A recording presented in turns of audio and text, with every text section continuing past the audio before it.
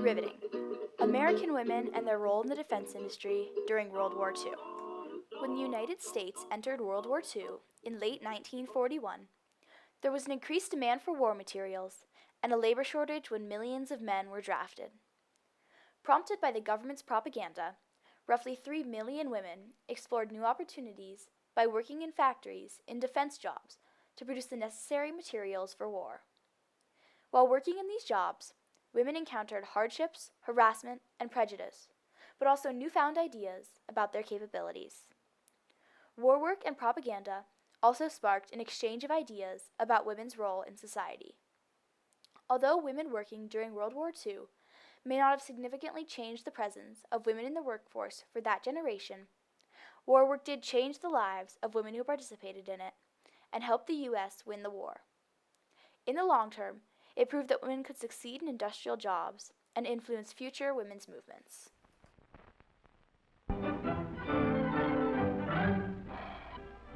Millions of women who have never before been employed in industry are now enlisted in the nation's labor forces.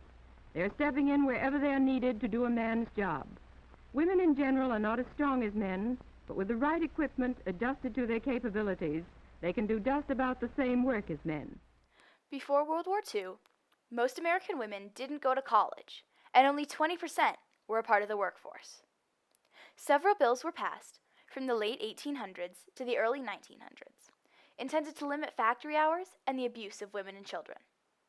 Unfortunately, a side effect was that the bills created unequal pay and labor conditions, and the perception that men's work was more valuable than women's. When the Great Depression hit America in 1929 and jobs were scarce, women were further discouraged from working. By 1936, 82% of all Americans believed women with working husbands shouldn't take jobs. However, World War II, the labor shortage, and the need for war materials caused factories to recruit women. World War II led women to explore new opportunities in the workforce. Those who were already working got the opportunity to move to higher-paying defense plan jobs. In addition, over 6 million new women entered the workforce, driven by a feeling of patriotic duty, the need to make a living without a husband at home, and a barrage of government propaganda. Ruth Jones remembers what it felt like at the time and the effect that it had on her. A lot of talk about doing your patriotic duty and everything, and I felt that was where I was. Almost half of the women who entered the workforce took work in war defense plans.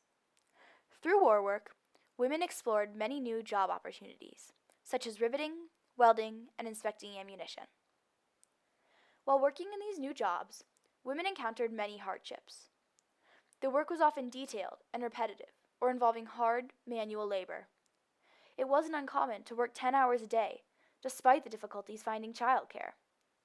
Mary Todd Drullard, who worked in a Seattle shipyard as a welder, remembers, "Sparks would fly and burn through your brassiere. I have a lot of scars there. I would be working on the decks in the awful cold and damp, and would often get electrical shocks because of the electric welding." Despite their significant contributions and effort, many women encountered prejudice and harassment in the workplace. They were heckled by the men and admonished for missing too much work in order to tend the home and family. It was also common for women to be paid less than the men working the same jobs, some of this justified by assigning women different titles. Despite the many challenges, women working in war jobs encountered a sense of independence, confidence, and pride in earning their own money. Interestingly, one young woman packing parachutes for the war effort was singled out as the prettiest woman war worker and photographed to document women's role in defense. Her modeling took off from there, and as she catapulted to stardom as a world-famous movie star, she dyed her hair blonde and changed her name to Marilyn Monroe. During World War II, U.S. citizens exchanged many new and often conflicting ideas about women and their role in society. Women were expected to maintain their femininity, yet the government needed women to work in order to fulfill production goals. This was addressed by mounting a propaganda campaign that glorified women's work. Oh, definitely. The radio and TV were full of it. and they tried to show what was going on in different areas and kind of highlighting the personnel, and so we felt rather proud. An example of this propaganda is Norman Rockwell's iconic magazine cover depicting Rosie the Riveter, a fictional war worker. Rosie was pretty, loyal, hardworking, and patriotic. However, she also had a strong, masculine edge that gave women the power and encouragement to join the workforce in male-dominated roles. World War II also saw an exchange of gender roles, with women adopting characteristics usually associated with men, such as self-sufficiency and power. Columnist Max Lerner from the tabloid PM wrote, "There's a new type of tough girl emerging, although still in a minority.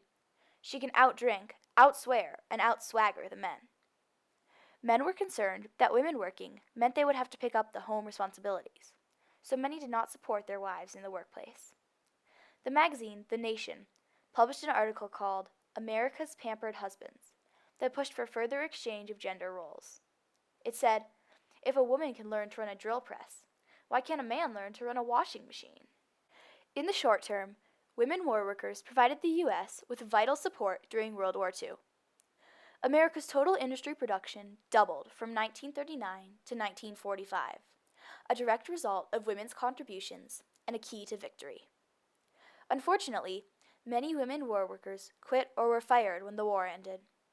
The attitude was that women should go back to being housewives and give up their jobs in factories to returning soldiers. Despite this initial push out of the workforce, war work changed the lives of women who participated in it and showed them what they were capable of. Women were able to make their own money, learn new skills, and become more independent. Sally Harkins shares how war work influenced her mother. For someone of that era, my mother had the, I'd say, opinion that she could do anything she wanted to do. It definitely gave her the knowledge that, and the confidence that if she wanted to do something, she could do it, because of when she went through the war, she saved the money. In the long term, World War II women workers changed the nation's perceptions of women and their abilities, proving that women are just as capable as men. She felt a woman could do anything a man could do, and I think had this great desire to prove it. Although women's participation in the workforce dipped just after World War II, it was never again as low as pre-war and grew steadily from that point onward. In addition, bans on married women working certain positions were overturned. The ideas about women introduced during the war influenced later women's movements. For example, when women were working in defense plants, attention was raised about equal pay, regardless of gender. In 1963, Congress passed the Equal Pay Act, mandating equal pay for both men and women. In 1964, the Civil Rights Act was passed, giving women legal protection in the workplace against discrimination, unequal pay, and sexual harassment. Although these acts did not immediately solidify equal pay, they did make progress.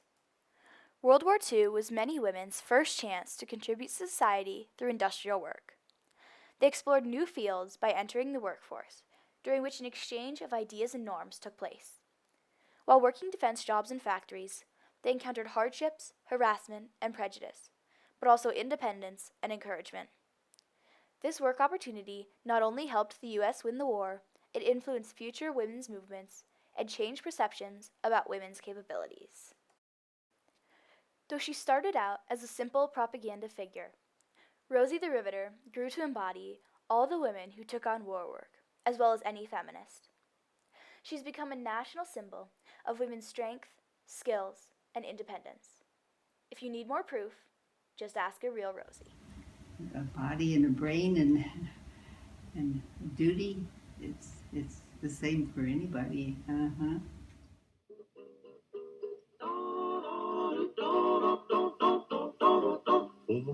All the day long, whether rain or shine, she's a part of the assembly line. She's making history, working for victory. Rosie, the riveter, keeps a sharp lookout for sabotage. Sitting up there on the fuselage, that little friend can do more more than America do.